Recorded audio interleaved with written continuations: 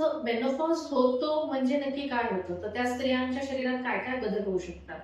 तर मेनोपॉज म्हणजे हॉर्मोन्स कमी होतात. मग हॉर्मोन्स हे त्या स्त्रीच्या हाडांकरता, स्नायूंकरता, लक्षात राहण्याकरता, मेमरीकरता, हृदयाकरता, जठराकरता सगळ्यांकरता गरजेचे असतात. सो जेव्हा मेनोपॉज व्हायला लागतो, ह्या सगळ्या अवयवांमध्ये बदल व्हायला लागतो. हाडं, स्नायू शिथिल होऊ शकतात. हाडांची ताकद कमी होऊ शकते. हाडांची घनता कमी होऊ शकते. त्या स्त्रीच्या लक्षात राहण्याची कपॅसिटी कमी होते. मेमरी कमी व्हायला लागू शकते किंवा त्यांना हार्ट अटॅक होण्याची संभावना वाढते. तर ह्या सगळ्या ज्या गोष्टी आहेत त्या मेनोपॉज नंतर होऊ शकतात.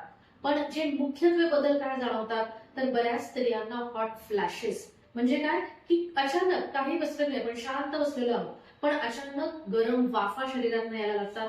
खूप गरम व्हायला लागतं, खूप घाम यायला लागतो आणि अशी धडधड व्हायला लागते आणि असं वाटतं आता अचानक काय होईल काय नाही. म्हणजे इतकी भीती वाटून येते की काही कळत नाही नक्की काय होत आहे शरीरात. तर याला आम्ही म्हणतो हॉट फ्लॅशेस. तर हे होऊ शकतात. वजानाच्या इथे म्हणजे योनी भागाच्या इथे ड्रायनेस येऊ शकतं. तर हे सगळे जे बदल आहेत ते मेनोपॉज मध्ये स्त्रियांमध्ये घडणं हे स्वाभाविक आहे.